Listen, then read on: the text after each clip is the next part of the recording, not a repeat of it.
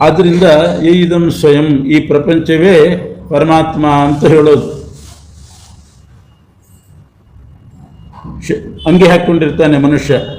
ನಿನ್ನ ಕೈ ಯಾವುದು ಅಂತ ಕೇಳಿದರೆ ಒಂದು ಮಗುವಿನಿಂದ ವೃದ್ಧರ ತನಕನೂ ತೋರಿಸೋದು ಆ ಶರ್ಟನ್ನು, ಬಟ್ಟೆನ ತೋರಿಸ್ತಾರೆ. ನಿನ್ನ ಕೈ ಯಾವುದು ಅಂತಂದರೆ ಹಿಂಗೆ ಬಟ್ಟೆ ಮಾಡ್ತಾರೆ. ಅಲ್ಲಿರೋದು ಬಟ್ಟೆ, ಅದು ಕೈ ಅಲ್ಲ. ಆ ಬಟ್ಟೆ ಒಳಗಿದೆ ಕೈ, ಆದರೆ ತೋರಿಸೋದು ಮಾತ್ರ ಇದನ್ನೇ ತೋರಿಸ್ತಾರೆ. ಹಾಗೆಯೇ ಇದಂ ಸ್ವಯಂ ಅಂತಂದರೆ ನಾವು ಹೇಳೋದು ಜಗತ್ತು ಪರಮಾತ್ಮ ಅಂದರೆ ಜಗತ್ತಿನ ಒಳಗಿರ್ತಕ್ಕಂಥವನು ಪರಮಾತ್ಮ. ಇಡೀ ಜಗತ್ತಿನ ಒಳಗಿದ್ದಾನೆ ಆ ಪರಮಾತ್ಮ. ಹೀಗೆ ವಸ್ತುರ ನ್ಯಾಯದಿಂದ ಇಟ್ಟುಕೊಳ್ಬೇಕು. ಪರರಿಗಿಂತ ಪರ, ಪರಾತ್ಪರ. ಲಕ್ಷ್ಮೀದೇವಿ ಬ್ರಹ್ಮಾದಿಗಳು ಇವರೆಲ್ಲ ಪರರು, ಅವರಿಗಿಂತ ಪರ ಉತ್ತಮನಾಗಿದ್ದಾನೆ. ತಂಪ್ರಪದ್ದೆ ಸ್ವಯಂಭುವಂ ಅಂಥ ಸ್ವಯಂಭೂ. ಸ್ವಯಂಭೂ ಅಂತಂದರೆ ತಾನಾಗಿ ತಾನಿರುವವನು, ಇನ್ನೊಬ್ಬರ ಅಪೇಕ್ಷೆ ಇಲ್ಲ. ಅಂಥ ಭಗವಂತನನ್ನು ನಾನು ಶರಣು ಹೊಂದಿದ್ದೇನೆ ಅಂತ ಆನೆ ಸ್ತೋತ್ರ ಮಾಡ್ತಾ ಇದೆ. ಅದರಲ್ಲಿ ಕೆಲವು ಶ್ಲೋಕಗಳು ಬಹಳ ಗಂಭೀರ. ನಮಃ ಶಾಂತಾಯ ಘೋರಾಯ ಮೂಢಾಯ ಗುಣಕರ್ಮಣೆ. ನಮಃ ಶಾಂತಾಯ ಘೋರಾಯ ಮೂಢಾಯ ಗುಣಕರ್ಮಣೆ ನಿರ್ವಿಶೇಷಾಯ ಸಾಮ್ಯಾಯ ನಮೋ ಜ್ಞಾನಘನಾಯ ಚ. ಮೇಲ್ನೋಟಕ್ಕೆ ಬಹಳ ಸುಲಭ. ಅವನು ಶಾಂತ, ಪರಮಾತ್ಮ ಶಾಂತಮೂರ್ತಿ. ಘೋರಾಯ, ಘೋರನೂ ಆಗಿದ್ದಾನೆ. ಮೂಢಾಯ, ಮೂಢ. ಏನರ್ಥ? ಭಗವಂತನ ಮೂಢ ಅಂತಂದುಬಿಟ್ರೆ ನಾವು ಮೂಢರಾಗಿ ಬಿಡ್ತೇವೆ. ಅದಕ್ಕೆ ಅರ್ಥ ಬರೀತಾರೆ. ಶಾಂತಾಯ ಅಂತಂದರೆ ರಾಮಕೃಷ್ಣಾದಿ ರೂಪಗಳು ಶಾಂತರೂಪ. ರಾಮಕೃಷ್ಣಾದಿ ಮಂತ್ರಗಳು ಕೂಡ ಶಾಂತ ಮಂತ್ರ ಅಂತಲೇ ಪ್ರಸಿದ್ಧಿ. ಅದನ್ನು ಯಾರಾದರೂ ಜಪ ಮಾಡ್ಬೋದು. ನಮ್ಮ ಶಾಂತಾಯ. ಘೋರಾಯ ಅಂತಂದರೆ ನರಸಿಂಹಾದಿ ರೂಪಗಳು ಘೋರ ರೂಪ. ನರಸಿಂಹ ಮಂತ್ರವೂ ಕೂಡ ಘೋರ ಮಂತ್ರ. ಅದನ್ನು ಬಹಳ ವಿಶೇಷ ಮಡಿಯಿಂದ ಮಾಡಬೇಕು, ಇಲ್ಲದೆ ಇದ್ದರೆ ಅನರ್ಥ ಆಗ್ತದೆ ಅಂತ ಹೇಳ್ತಾರೆ. ಘೋರಾಯ ಮೂಢಾಯ ಗುಣಕರ್ಮಣೆ. ಮೂಢರೂಪ ಅಂತಂದರೆ ಮೀನು, ಆಮೇಲೆ ವರಾಹ, ಇವೆಲ್ಲ ಮೂಢರೂಪ. ಅಂದರೆ ಮನುಷ್ಯರಿಗಿದ್ದಂಥ ಜ್ಞಾನ ಇರೋದಿಲ್ಲ. ಆ ರೀತಿ ಮತ್ಸ್ಯ ಪ್ರಾಣಿಗಳಿಗೆ ಅಂಥ ರೂಪವನ್ನು ಧರಿಸಿದ್ದಾನೆ ಪರಮಾತ್ಮ ಅಂತ ಅರ್ಥ ಅಷ್ಟೇ ಹೊರತು ಅವನು ಮೂಢ ಅಂತ ತಿಳ್ಕೋಬಾರ್ದು. ಮೂಢಾಯ ಅಂದರೆ ಮತ್ಸ್ಯಾದಿ ರೂಪಾಯ, ಘೋರಾಯ ನರಸಿಂಹಾದಿ ರೂಪಾಯ, ಶಾಂತಾಯ ರಾಮಕೃಷ್ಣಾದಿ ರೂಪಾಯ, ಗುಣಕರ್ಮಣೆ.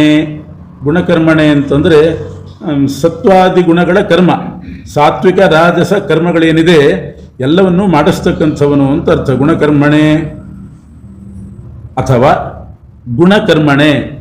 ಕರ್ಮ ಅನ್ನೋದನ್ನು ಗೌಣವಾಗಿ ಮಾಡಿಕೊಂಡವನು ಅಂತ ಅರ್ಥ. ಏನರ್ಥ? ಕರ್ಮ ಅನ್ನೋದು ಗೌಣ ಅಂತಂದರೆ ಅದು ಮೋಕ್ಷಕ್ಕೆ ಹೋಗಬೇಕಾದ್ರೆ ಮುಖ್ಯ ಅಲ್ಲ. ಮೋಕ್ಷಕ್ಕೆ ಹೋಗಬೇಕಾದ್ರೆ ಮುಖ್ಯವಾಗಿರಬೇಕಾದದ್ದು ಜ್ಞಾನ. ಅವನನ್ನು ತಿಳ್ಕೊಂಡ್ರೆ ಮಾತ್ರ ಮೋಕ್ಷ, ಬೇರೆ ಮಾರ್ಗ ಇಲ್ಲ. ಬರೀ ಯಜ್ಞಯಾಗಾದಿ ಕರ್ಮದಿಂದಲೇ ನಾವು ಮೋಕ್ಷಕ್ಕೆ ಹೋಗ್ತೇವೆ ಅಂತ ಮೀಮಾಂಸಕರು ಹೇಳ್ತಾರೆ. ಸ್ವರ್ಗಕ್ಕೆ ಹೋಗ್ತಾರೆ ಅಷ್ಟೇನೆ. ಪುಣ್ಯ ಖರ್ಚಾದ್ಮೇಲೆ ಮನುಷ್ಯ ಲೋಕಕ್ಕೆ ಬರಬೇಕು.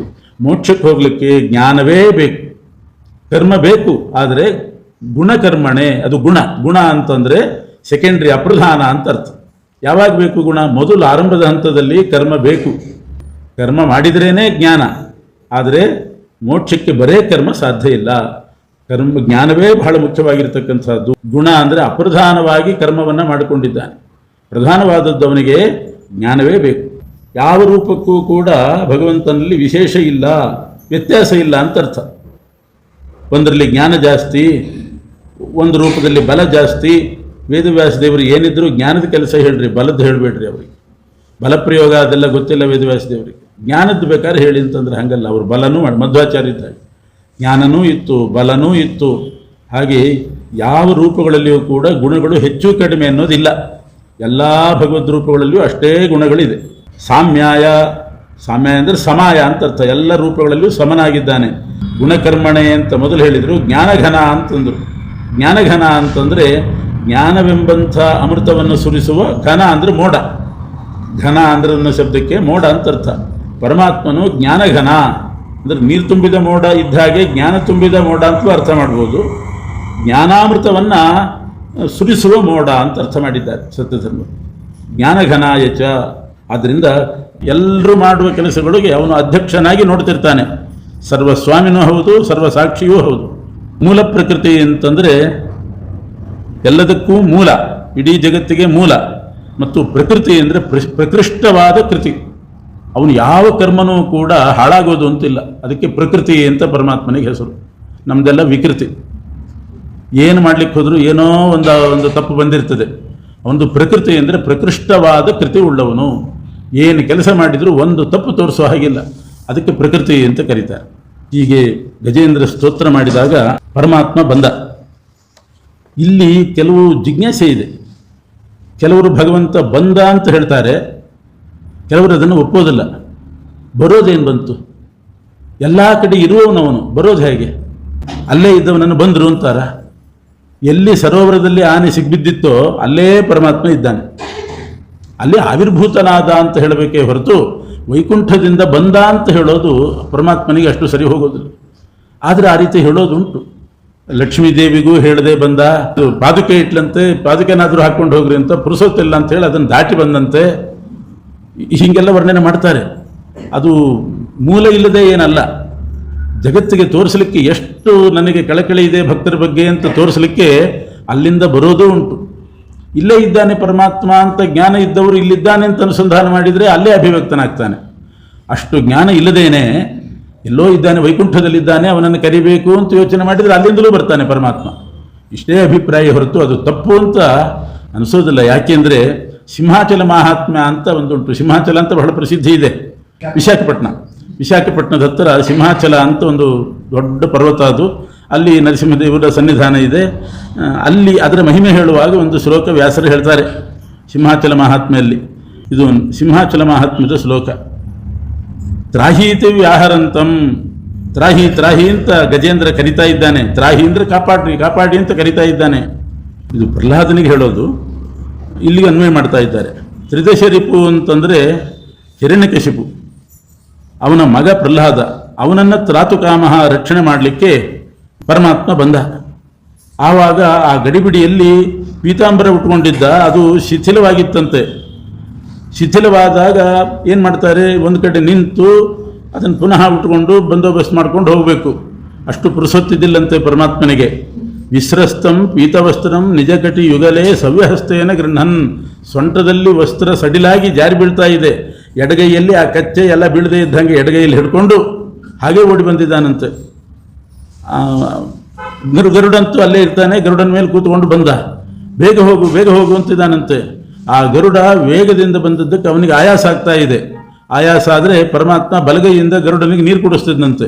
ನೀನೇ ಕುಡಿದ್ರೆ ನಿಲ್ಬೇಕಾಗ್ತದೆ, ನೀವು ಹೋಗ್ತಾ ಇರೋ ನಾನೇ ಕುಡಿಸ್ತೀನಿ ಅಂತ ನೀರು ಕುಡಿಸ್ತಾ ಇದ್ದಾನಂತೆ ಬಲಗೈಯಿಂದ. ಎಡಗೈಯಿಂದ ಧೋತ್ರ ಬೀಳದಿದ್ದಂಗೆ ಹಿಡ್ಕೊಂಡಿದ್ದಾನಂತೆ. ಹೀಗೆ ಪರಮಾತ್ಮ ಬಂದ ಅಂತ ಹೇಳ್ತಾರೆ.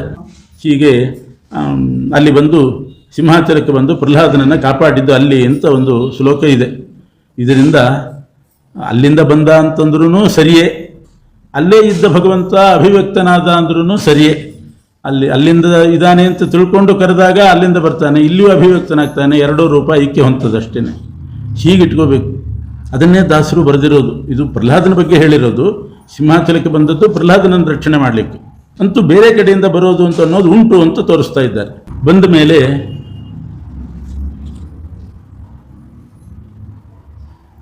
ಗಜೇಂದ್ರನನ್ನು ಉದ್ಧಾರ ಮಾಡ್ತಾನೆ ಪರಮಾತ್ಮ. ಇದರಿಂದ ಎತ್ತುತ್ತಾನೆ, ಮೊಸಳೆಯನ್ನು ಭೇದಿಸ್ತಾನೆ. ಇದೇ ಗಜೇಂದ್ರ ಮೋಕ್ಷ. ಇದಾದ ಮೇಲೆ ಬಂದಿರತಕ್ಕಂಥದ್ದು 6ನೇ ಮನ್ವಂತರದ ಚರಿತ್ರೆ. 6ನೇ ಮನ್ವಂತರದಲ್ಲಿ ಕ್ಷೀರಸಮುದ್ರ ಮಥನ ಆಯಿತು. ಕ್ಷೀರಸಮುದ್ರ ಮಥನ ಕಾಲದಲ್ಲಿ ದೇವತೆಗಳು ಪರಮಾತ್ಮನನ್ನು ಸ್ತೋತ್ರ ಮಾಡಿದ್ದು ಬ್ರಹ್ಮದೇವರು. ಹೀಗೆ ಬ್ರಹ್ಮದೇವರು ಸ್ತೋತ್ರ ಮಾಡ್ತಾರೆ, ಸಮುದ್ರ ಮಥನ ಆಗಿ ಅಮೃತಪಾನ ಆಗಬೇಕು ಅನ್ನೋ ಉದ್ದೇಶದಿಂದ. ಒಂದೊಂದು ಶ್ಲೋಕದಲ್ಲಿಯೂ ಕೂಡ ಭಗವಂತನ ಒಂದೊಂದು ವಿಷಯವನ್ನಿಟ್ಟುಕೊಂಡು ಸ್ತೋತ್ರ ಮಾಡಿದ್ದುಂಟು. ಈ ಶ್ಲೋಕದಲ್ಲಿ ಮೊದಲನೇ ಶ್ಲೋಕ ಬ್ರಹ್ಮದೇವರು ಸ್ತೋತ್ರ ಮಾಡೋದು ಸಮುದ್ರ ಮಥನ ಕಾಲದ ಸ್ತೋತ್ರ. ಇದರಲ್ಲಿ ವೇದಾಂತೋಕ್ತ ವಿಶೇಷಣ ವಿಶಿಷ್ಟತ್ವೇನ, ಬ್ರಹ್ಮಸೂತ್ರದಲ್ಲಿ ಏನೇನು ವಿಶೇಷಣಗಳನ್ನು ಕೊಟ್ಟಿದ್ದಾರೆ ಆ ವಿಶೇಷಣಗಳಿಂದ ಭಗವಂತನ ಸ್ತೋತ್ರ ಮಾಡ್ತಾ ಇದ್ದಾರೆ ಬ್ರಹ್ಮದೇವರು ಈ ಶ್ಲೋಕದಲ್ಲಿ. ಅವಿಕ್ರಿಯಂ, ಪರಮಾತ್ಮನಿಗೆ ಯಾವ ವಿಕಾರವೂ ಇಲ್ಲ. ಇದೆಲ್ಲ ವೇದದಲ್ಲೂ ಇದೆ. ನಿರ್ವಿಕಾರೋಕ್ಷರ ಶುದ್ಧ, ಯಾವ ವಿಕಾರವೂ ಇಲ್ಲದೆ ಇರುವವನು. 6 ವಿಕಾರ, ಪ್ರಸಿದ್ಧವಾದ ವಿಕಾರ ಅಂದರೆ 6. ಒಂದು ಗರ್ಭವಾಸ, ಹುಟ್ಟೋದು, ಬೆಳೆಯೋದು, ಆಮೇಲೆ ಕುಗುತ ಬರೋದು, ಅಸ್ಥಿ ಜಾಯತೆ ವರ್ಧತೆ ಅಪಕ್ಷೀಯತೆ, ಆಮೇಲೆ ತಲೆ ಕೂದಲೆಲ್ಲ ಬೆಳ್ಳಗಾಗೋದು, ವಿಪರಿಣಮತೆ, ಆಮೇಲೆ ನಾಶ. ಹೀಗೆ 6 ವಿಕಾರ ಉಂಟು. ಇನ್ನು 6 ವಿಕಾರ ಅಂತಂದರೆ ಹಸಿವೆ ಬಾಯಾರಿಕೆ, ಎಲ್ರಿಗೂ ಆಗ್ತದೆ ಹಸಿವೆ ಬಾಯಾರಿಕೆ, ಶೋಕ ಮೋಹ, ಜರ ಮರಣ, ಮುಪ್ಪು ಸಾವು, ಶೋಕ ಮೋಹ ಅಜ್ಞಾನ ಮತ್ತು ದುಃಖ. ಇನ್ನು 2 ಹಸಿವೆ ಬಾಯಾರಿಕೆ. ಇಂಥ 6 ವಿಕಾರಗಳು ಪರಮಾತ್ಮನಿಗಿಲ್ಲ. ಅವನಿಗೆ ಹಸಿವಾಗುವುದಿಲ್ಲ, ಇದೆಲ್ಲ ದೇವತೆಗಳಿಗೆ ಹಸಿವಾಗುವುದಿಲ್ಲ ಅಂತ. ಹಸಿವೆ ಆಗ್ತದೆ, ಅದು ಆನಂದಕ್ಕೆ ಕಾರಣ ಅಷ್ಟೇ, ಅದು ಬಾಧಿಸೋದಿಲ್ಲಂತೆ. ಮನುಷ್ಯರಿಗೆ ಹಸಿವೆ ಆದರೆ ಅದು ಬಾಧಿಸ್ತದೆ. ಆ ಹಸಿವೆ ಕ್ಷುದ್ಬಾಧ ಅಂತಾರೆ. ಕ್ಷುದ್ಬಾಧ ಬಾಯಾರಿಕೆ ಆದರೆ ಬಾಯಿ ಒಣಗ್ತದೆ, ಒಂದು ಶಬ್ದ ಹೊರಗೆ ಬರೋದಿಲ್ಲ, ಆಯಾಸ ಆಗ್ತದೆ, ಕುಸಿದು ಬೀಳ್ತಾನೆ. ದೇವತೆಗಳಿಗೆ ಅದಿಲ್ಲ. ಹಸಿವೆ ಬಾಯಾರಿಕೆ ಉಂಟು, ಯಾಕೆಂದ್ರೆ ನಾವು ಪೂಜೆ ಮಾಡುವಾಗ ನೀರಿಡ್ತೀವಿ. ಹಸಿವೆ ಬಾಯಾರಿಕೆ ಇಲ್ಲದಿದ್ದರೆ ನೀರು ಕುಡಿಯೋದು ಹೇಗೆ? ಅದು ಆನಂದಕ್ಕೋಸ್ಕರ, ಭೋಗಕ್ಕೋಸ್ಕರ ಅಷ್ಟೇ ಹೊರತು ಬಾಧಿಸಲಿಕ್ಕೋಸ್ಕರ ಹಸಿವೆ ಬಾಯಾರಿಕೆ ದೇವತೆಗಳಿಗಿಲ್ಲ, ಪರಮಾತ್ಮನಿಗಿಲ್ಲ. ಮನುಷ್ಯರಿಗಿರೋದೆಲ್ಲ ಬಾಧಿಸಲಿಕ್ಕೆ. ಹಸಿವೆ ಬಾಯಾರಿಕೆ ಅನ್ನೋದೇ ನಮ್ಮನ್ನು ಬಾಧಿಸೋದು, ಅದೇ ವಿಕಾರ. ಅವಿಕ್ರಿಯಂ ಸತ್ಯಂ ಅನಂತ ಮಾಧ್ಯಂ. ಸತ್ಯಂ ಅಂದರೆ ಜಗತ್ ಸೃಷ್ಟಿಕರ್ತ ಅಂತ ಅರ್ಥ. ಅನಂತಂ ನಾಶರಹಿತ. ಆದ್ಯಂ, ಆದ್ಯಂ ಅಂತಂದರೆ ಎಲ್ರಿಗೂ ಕೂಡ ಉಪಜೀವ್ಯ, ಅವನನ್ನು ಅವಲಂಬಿಸಿಯೇ ಪ್ರತಿಯೊಬ್ಬರು ಬದುಕಬೇಕು. ಅವನನ್ನು ವಿರೋಧ ಮಾಡ್ತಕ್ಕಂಥ ದೈತ್ಯರು ಅವನನ್ನು ಅವಲಂಬಿಸೇ ಬದುಕಬೇಕು. ಮರ ಕಡಿಬೇಕು ಅಂತ ಹೋದವನು ಆ ಮರದ ಇದು ಕೊಂಬೆ ಮೇಲೆ ಕೂತ್ಕೊಂಡೇ ತಾನೇ ಕಡಿಬೇಕು.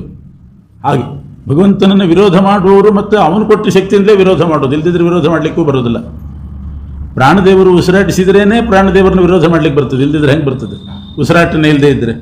ಇಂಥ ಪ್ರಾಣದೇವರನ್ನು, ಭೀಮನನ್ನು ವಿರೋಧ ಮಾಡುವವರು ಭೀಮ ಕೊಟ್ಟು ಉಸಿರಾಟ ಮಾಡಿಕೊಂಡೇ ವಿರೋಧ ಮಾಡಬೇಕು. ಇಂಥ ವಿಚಿತ್ರ ಪರಮಾತ್ಮ. ಉಸಿರು ನಿಲ್ಲಿಸಿಬಿಟ್ರೆ ಆಗೋಗ್ತಿತ್ತು ವಾಯುದೇವರು. ಇರಲಿ, ಅವನು ನನ್ನನ್ನು ಸ್ವಲ್ಪ ಬೈಲಿ ಅಂತ ಚೆನ್ನಾಗಿ ಉಸಿರು ಕೊಡ್ತಾರೆ ಅಂತ ಅವರು. ಅಲ್ಲಿ ನಿಂತುಕೊಂಡು ಉಸಿರಾಟ ಆಡಿಸ್ತಾರೆ. ಅವನು ಬೈತಾನೆ, ಇಲ್ಲಿದ್ರೆ ಬೈಯೋದು ಹೇಗೆ? ಆದ್ಯಂ, ಆದ್ಯಂ ಅಂದರೆ ಪ್ರತಿಯೊಬ್ಬರಿಗೂ ಕೂಡ ಪ್ರತಿಯೊಂದು ವಿಷಯದಲ್ಲಿ ಅವನು ಉಪಜೀವ್ಯನಾಗಿದ್ದಾನೆ. ಅಂದರೆ ಅವನನ್ನು ಅವಲಂಬಿಸಿಯೇ ಎಲ್ಲ ನಡೆಯೋದು. ನಿಷ್ಕಲಂ ಅಪ್ರತರ್ಕ್ಯಂ. ನಿಷ್ಕಲಂ, ನಿಷ್ಕಲಂ ಅಂತಂದರೆ ಭಿನ್ನವಾದ ಅವಯವ ಯಾವುದೂ ಇಲ್ಲ, ಎಲ್ಲ ಅವಯವಗಳು ಅವನ ಸ್ವರೂಪ. ಅಪ್ರತರ್ಕ್ಯಂ. ಓಂ ಶಾಸ್ತ್ರ ಯೋನಿತ್ವಾತ್ ಓಂ ಅಂತ ಶಾಸ್ತ್ರ ಯೋನಿ, ವೇದೈಕ ವೇದ್ಯ. ಊಹೆ ಮಾಡಿ ಪರಮಾತ್ಮನನ್ನು ತಿಳ್ಕೊಳ್ಳಿಕ್ಕೆ ಆಗೋದಿಲ್ಲ. ಮನೋಗ್ರಯಾಣಂ. ಮನೋಗ್ರಯಾಣಂ ಅಂತಂದರೆ ಮನಸ್ಸಿಗಿಂತ ಮುಂದೆ ಹೋಗ್ತಾ ಇರ್ತಾನೆ. ಎಷ್ಟು ವೇಗದಿಂದ ಹೋಗ್ತದೆ ಮನಸ್ಸು, ಆ ಮನಸ್ಸನ್ನು ಮೀರಿ ಅವನು ಹೋಗಿರ್ತಾನೆ. ಮನಸ್ಸು ಒಂದು ಕ್ಷಣದಲ್ಲಿ ಬೇಕಾದರೆ ಅಮೆರಿಕಕ್ಕೆ ಹೋಗಿಬಿಡ್ತದೆ, ಇಲ್ಲಿಂದ ಒಂದು ಕ್ಷಣದಲ್ಲಿ ಹೋಗ್ತದೆ. ಅದಕ್ಕಿಂತ ಮುಂಚೆ ಪರಮಾತ್ಮ ಹೋಗಿರ್ತಾನಂತ. ಅವನ ಅದ್ಭುತ. ಮನೋಗ್ರಯಾಣಂ ವಚಸಾ ನಿರುಕ್ತಂ.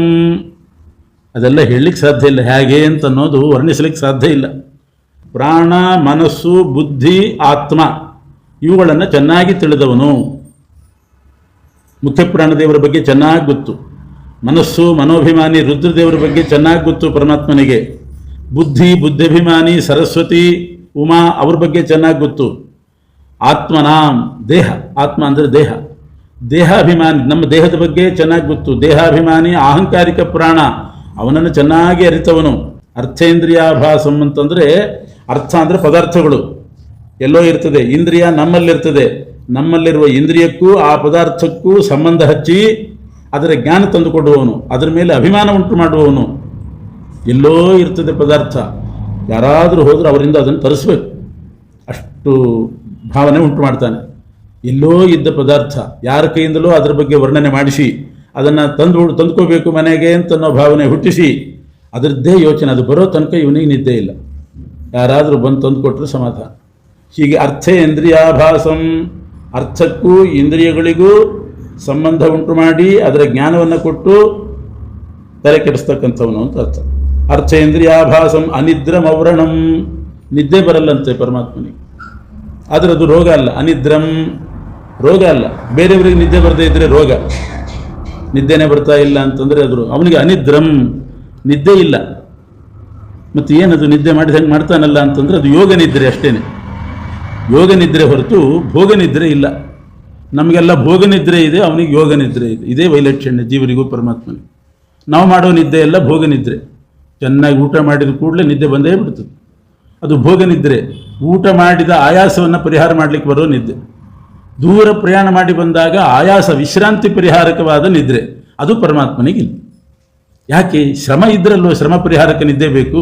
ಅವನಿಗೆ ಶ್ರಮವೇ ಆಗೋದಿಲ್ಲ, ಆದ್ದರಿಂದ ಶ್ರಮ ಪರಿಹಾರಕವಾದ ನಿದ್ದೆ ಇಲ್ಲ. ಅನಿದ್ರಂ. ಔರಣಂ. ಔರಣಂ ಅಂತಂದರೆ ವ್ರಣ ಅಂದರೆ ಗಾಯ. ಗಾಯ ಆಗೋದು ಅಂತಿಲ್ಲ ಪರಮಾತ್ಮನ ದೇಹಕ್ಕೆ. ಯಾಕೆ? ಭೌತಿಕ ದೇಹ ಆದರೆ ಗಾಯ ಆಗಬೇಕು. ಜ್ಞಾನಾನಂದಮಯ ಶರೀರ, ಅದಕ್ಕೆ ಗಾಯ ಆಗೋದು ಹೇಗೆ? ರಕ್ತ ಬರೋದು ಹೇಗೆ? ಔರಣಂ. ಅನಿದ್ರಮೌರಣಂ ಛಾಯಾತಪೌ ಯತ್ರ ನಗೃಧ್ರ ಪಕ್ಷವು. ಗೃಧ್ರ ಪಕ್ಷಗಳು, ಛಾಯಾ ಆತಪಗಳು ಆ ಪರಮಾತ್ಮನಿಗಿಲ್ಲ. ನಿದ್ದೆ ಇಲ್ಲ ಅಂದ್ರೇ ಅರ್ಥ ಆಗೋದು ಕಷ್ಟ. ಅದು ಅರ್ಥ ಆಯಿತು ಕೊನೆಗೆ. ವಿಶ್ರಾಂತಿ ಇಲ್ಲದೆ ಇರೋ ನಿದ್ದೆ ಇಲ್ಲ, ವಿಶ್ರಾಂತಿ ಬಂದಾಗ ವಿಶ್ರಾಂತಿ ಪಡೆದು ನಿದ್ರೆ ಅಂದರೆ ಶ್ರಮ ಪರಿಹಾರಕ್ಕೆ ನಿದ್ರೆ ಇಲ್ಲ. ಜ್ಞಾನಾನಂದಮಯನಾದ್ರಿಂದ ವ್ರಣ ಇಲ್ಲ. ಸರಿ. ಗೃಧ್ರ ಪಕ್ಷವು, ಗೃಧ್ರ ಅಂದರೆ ಹದ್ದು, ಹದ್ದಿನ 2 ರೆಕ್ಕೆ. ಛಾಯಾ ತಪು, ನೆರಳು ಬಿಸಿಲು ಅವನಿಗಿಲ್ಲ. ನೆರಳು ಬಿಸಿಲು ಇಲ್ಲ, ಹದ್ದಿನ ಎರಡು ರೆಕ್ಕೆಗಳು ಇಲ್ಲ. ಇದೆ ಭಾಗವತದ ಶ್ಲೋಕನೇ ಹೀಗೆ. ಗೃಧ್ರ ಅಂದರೆ ಜೀವ ಅಂತ ಅರ್ಥ, ಹದ್ದಲ್ಲ ಇದು. ಗೃಧ್ರ ಅಂದರೆ ಜೀವ. ಯಾಕೆ ಅಂದರೆ ಗೃಧ್ರನಾಥ ಯಾವಾಗಲೂ ಏನಾದರೂ ಒಂದು ಆಸೆ ಇಟ್ಕೊಂಡಿರ್ತಾನೆ. ಗೃಧ್ರ ಅಂದರೆ ಆಸೆ ಪಡುವವನು ಅಂತ ಅರ್ಥ. ಹದ್ದಿಗೆ ಮಾಂಸದ ಆಸೆ, ಇವನಿಗೆಲ್ಲ ಆಸೆ.